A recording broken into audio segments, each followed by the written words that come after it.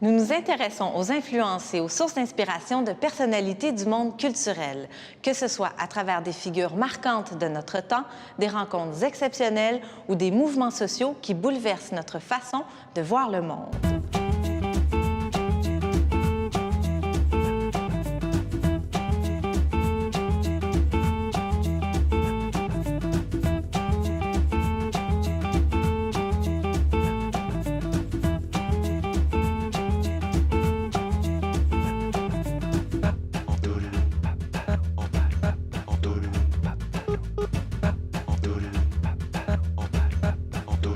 J'ai le plaisir de recevoir aujourd'hui M. Pierre Bourgy. Merci d'avoir accepté notre invitation. Un grand plaisir. Homme d'affaires montréalais, vous assumez la direction de la société financière Bourgy. Homme de culture et grand mécène, vous vouez une passion aux arts visuels et à la musique. Vous êtes reconnu pour votre engagement remarquable dans la vie culturelle de Montréal et avez été nommé Grand Montréalais. Vous avez été décoré de nombreuses distinctions en reconnaissance de votre grand apport social et culturel. Vous êtes nommé officier de l'Ordre national du Québec et recevez le prestigieux prix Art Affaires pour votre contribution au développement du Musée des Beaux-Arts de Montréal. Alors, Monsieur Bourgy, nous nous intéressons aujourd'hui à vos sources d'inspiration, vos influences. Et lorsque je vous ai posé la question de qui, de quoi êtes-vous le contemporain, une expérience marquante vous est venue en tête. Oui, c'est vrai. En fait, c'est une question un peu piège parce qu'il y a tellement de choses qui nous inspirent dans une vie que c'est pas toujours facile de mettre le doigt sur une seule chose. Mais j'ai eu le plaisir d'étudier en commerce à l'Université d'Ottawa il y a déjà plusieurs années. Et on nous obligeait de prendre un cours dans une autre faculté, ce qui faisait partie du programme. Donc, c'est peut-être encore ça aujourd'hui, je ne sais pas. Et donc, pensant que j'allais me faciliter la tâche, je suis naturellement allé voir des cours d'histoire de l'art. Je ne connaissais pas grand-chose. Et puis, il y avait un cours sur Dada. Et je ne savais absolument pas ce que c'était. Je me suis inscrit et il s'est avéré que ça a été le cours le plus intéressant que j'ai eu dans ma vie. Et ça m'a... Bon, Dada, pour ceux qui sont un peu moins familiers, c'est un mouvement qui est né à peu près en même temps que la Première Guerre mondiale. C'est un groupe d'artistes qui se sont réfugiés en Suisse, un peu à l'abri de ce qui se passait dans le monde, et qui ont décidé ensemble, de manière un peu spontanée, de commencer à réfléchir, poser des gestes qui allaient un peu à l'encontre de ce qui avait été le grand espoir avec la révolution industrielle, etc., mais qui menait à la guerre. Donc, eux ont commencé, ils se sont dit, on fait table rase du passé, et puis on recommence à zéro. Faisant appris des codes, des conventions qui avaient été jusque-là. Exactement. Et donc, alors, le genre de choses qu'ils ont fait, puis ils en ont fait beaucoup, mais par exemple, des spectacles de poésie où est-ce qu'ils récitaient en même temps 3 ou 4 poèmes différents, de sorte que ça faisait une cacophonie. Bon, et alors, j'en dis pas plus, mais en fait, ce que ça a eu comme effet sur moi, c'est que ça m'a permis de comprendre l'art du 20e siècle, parce que l'art du 20e siècle a été beaucoup en rupture avec ce qu'on avait connu au 19e siècle et puis avant. Et puis au même moment, le hasard a fait que j'ai rencontré des gens, des artistes d'ici de Montréal qui sont devenus des amis. Donc assez tôt, je me suis retrouvé dans des ateliers. Et voilà, la passion, elle commence comme ça. Puis, et donc, j'ai été assez... c'est un coup de chance, d'une certaine façon. Remarquez que ça serait peut-être venu autrement, mais c'est comme ça que ça a commencé. Alors, voilà. Vous avez été initié à la musique aussi assez tôt dans votre vie. Le piano, je pense. Donc, ça vous a ouvert ça aussi aux grands musiciens classiques. Oui, en fait, ça aussi, c'est une histoire d'école, mais ça remonte encore plus loin. C'est au primaire, j'étais en 2e année, et puis il y avait une classe de musique chez les Sœurs Jésus-Marie en haut de la montagne. Et j'entendais de la musique, puis je me suis approché pour entendre. Et puis, il y a une sœur qui a ouvert la porte au même moment, puis qui m'a dit « T'aimes la musique? » Puis je ne savais pas trop quoi dire. Et puis, elle m'a fait entrer, elle m'a assis au piano, et puis elle m'a dit « Est-ce que tu as envie de commencer le piano? » J'ai dit oui, puis alors j'ai étudié le piano pendant 4 ou 5 ans, ce qui, effectivement, m'a donné une base, je pense bien, pour... et j'ai toujours aimé la musique. Et puis, plus tard... je me suis même amusé à un certain moment à prendre des cours de peinture avec le frère Jérôme au Collège Notre-Dame, en tout cas pour ceux qui se rappellent de cette époque-là. Et le frère Jérôme aimait beaucoup la musique et s'était mis un jour à parler de Stockhausen. Ah oui. Et moi, Stockhausen, j'avais jamais entendu parler de Stockhausen. Alors, je suis allé m'acheter un disque de Stockhausen et là, j'ai découvert la musique contemporaine. Oui. Et donc, avec l'expérience d'Ada et la musique contemporaine, ça m'a permis aussi de me débarrasser de préjugés assez vite et puis d'écouter cette musique difficile, mais qui est devenue, avec le temps, aussi une passion. Alors voilà. C'est là qu'on voit aussi l'importance du rôle des professeurs ou qu'une université peut prendre dans le parcours humain. C'est nécessaire, en fait, c'est essentiel. Absolument. Et ces gens-là, en fait, c'est 3 personnes, là, la sœur, le frère Jérôme, et puis c'est des gens qui ont changé ma vie, sincèrement, et je leur dois beaucoup. Et puis, il faudrait que... En fait, je connais moins maintenant ce qui se passe dans les universités, les écoles, mais j'entends plutôt des commentaires à l'effet qu'il y a de moins en moins de cours d'initiation à la culture et tout ça. Bon, il n'y a pas que des points négatifs, mais il faudrait continuer. Ouais. Avoir quand même une certaine ouverture sur la culture, le monde, me semble assez fondamental. Surtout, on vit dans un monde aussi où l'information nous arrive de façon tellement décuplée. Il y en a de plus en plus. Donc, si on veut exercer un certain jugement critique aussi, départager tout ça, c'est un rôle important. L'accès comme ça à la culture. J'aurais aimé qu'on parle un petit peu de votre engagement culturel, social. Alors, ça ne date pas d'hier. Vous avez été engagé, vous avez siégé sur de nombreux conseils d'administration, au Devoir, par exemple, au Musée d'art contemporain. Et plus récemment, vous avez donné une direction vraiment très, très précise à votre mécénat. Oui, c'est vrai. En fait, je me suis intéressé à un certain moment à un ensemble de musique baroque à Montréal. Et c'est à ce moment-là que j'ai compris qu'il manquait une salle de musique de chambre ici, chez nous.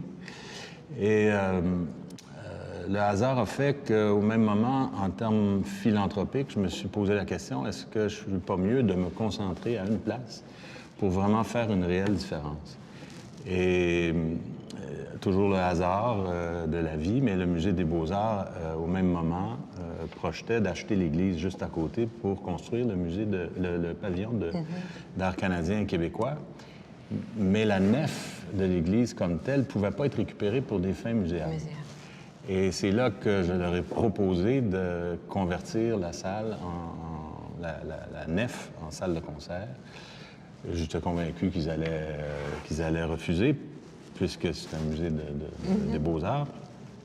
Au contraire, il y a eu tout de suite une ouverture. Et puis, on est parti avec ça. Et puis, aujourd'hui, ça fait déjà... Vous célébrez les En fait, 5 ans? on est ouvert depuis 5 ans, mais tout ça, ça remonte quand même à 8 ou 9 ans, parce qu'il a fallu faire les travaux. Oui. Et puis aujourd'hui, on fait 140 concerts par année de musique de chambre. Ce qui est assez phénoménal. Ce qui est assez... On pensait en faire 40 au début par année, puis on en fait 140. Alors, vous avez mis aussi sur pied votre fondation, donc Arte Musica, qui est devenue l'un des diffuseurs de musique de concert les plus importants au pays. Oui, en fait, la fondation est donc en résidence au musée. Et on produit, vous voyez, sur les 140 concerts, on en produit à peu près 90. Et puis, il y a une cinquantaine de concerts qui sont en réalité des ensembles d'ici professionnels qui viennent jouer chez nous, comme les Violons du Roi ou d'autres. Et donc, ça fait une programmation qui est homogène. On fait musique ancienne jusqu'à musique contemporaine. Donc, on fait un peu comme le musée qui est encyclopédique, c'est qu'on touche à tout. Et on essaie de faire des liens avec... Ça, c'est l'originalité. Bien, ça, c'est intéressant parce que, prenons Chagall, par exemple. Il y a l'Expo Chagall maintenant. Bien, on a une quinzaine de concerts cette année en lien avec l'Expo Chagall, de la musique juive des pays de l'Est, de la musique russe, tout ça. Et fait que ça ajoute... une couleur, si on peut dire, qui fait quand même une partie du succès de la salle. Oui, tout à fait. Ouais. Alors voilà, pour ce qui est de la musique de chambre comme telle, c'est un répertoire qui est joué, mais on peut présenter chez nous des choses qu'on n'entendrait pas autrement. Par exemple, je ne sais pas, moi, il y a des guitaristes qui vont venir on entend la musique d'Orlando Gibbons ou de William Byrd, qu'on n'entend pas très souvent, mais on peut proposer ce genre de musique ancienne ou autre dans le cadre du musée, puis ça intéresse... écoutez, 50% des gens qui viennent chez nous sont des membres du musée. Donc, il y a comme vraiment un échange c'est naturel, quoi. Tout à fait. Vous avez présidé aussi un groupe de travail sur la philanthropie. On vous avait invité, donc, à présider cette réflexion-là. Ça fait déjà quelques années. Vous invitiez, entre autres, les futurs mécènes à s'engager de façon vraiment... en fait, vous invitiez les créateurs à être plus audacieux, hein, de proposer des projets qui allaient vraiment chercher la passion chez les gens. Qu'est-ce que vous avez envie de nous dire par rapport à ça? Écoutez, c'est assez vaste, mais on a fait d'abord un constat on a comparé les provinces canadiennes pour voir quel était notre niveau de générosité, si on peut dire, au Québec, par rapport à la culture, pour s'apercevoir qu'il y a un retard. Il n'y a pas de tradition peut-être philanthropique La autant. tradition n'est pas la même. On s'aperçoit aussi qu'en général, depuis la Révolution tranquille, beaucoup de Québécois considèrent que c'est l'État qui doit prendre soin de ce genre de choses, alors qu'il s'est quand même passé plusieurs années. Et le privé a besoin, le milieu a besoin de fonds privés pour compléter ce qui n'est pas disponible. Et l'État se désengage, malheureusement. Et alors ça a été un premier constat.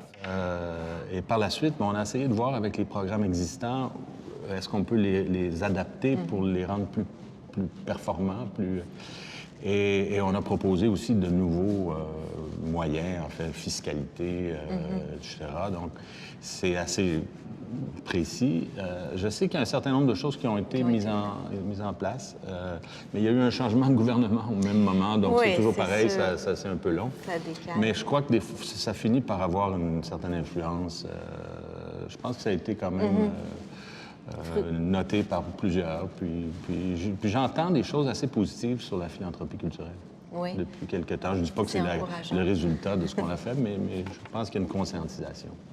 Vous avez récemment écrit une lettre, un vibrant plaidoyer dans le Devoir pour la défense de nos élites artistiques. Oui. C'était vraiment, on sentait là, que c'était un cri du cœur. Vous parliez de l'art qui était, oui, quelque chose d'exigeant, qui nécessitait du temps. Oui. Ça aussi, c'est un sujet assez vaste, évidemment qu'on ne peut pas couvrir en quelques minutes, mais en fait, le milieu culturel est large et il y a toutes sortes de pratiques et elles sont toutes aussi valables les unes que les autres. Mais elles n'ont pas tous le même rôle. Bon, évidemment, parlons des arts visuels, par exemple. Il y a des artistes qui ont une pratique vraiment de pointe. Ils sont dans un mode de recherche, souvent d'angoisse.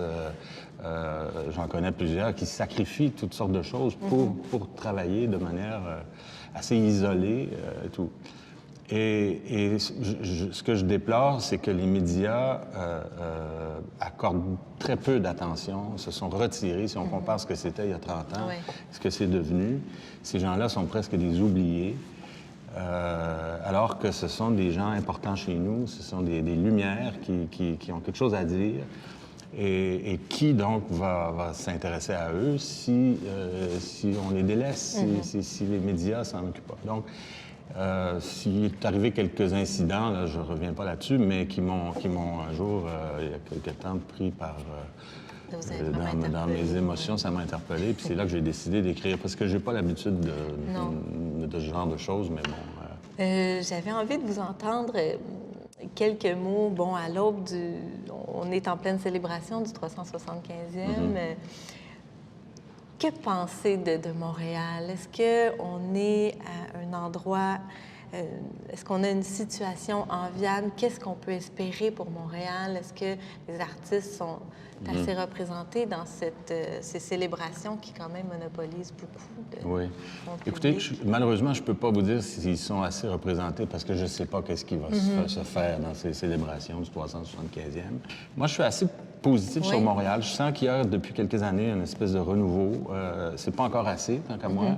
Je pense qu'il faut prendre confiance en nous. Il faut pas avoir peur d'oser, faire des choses.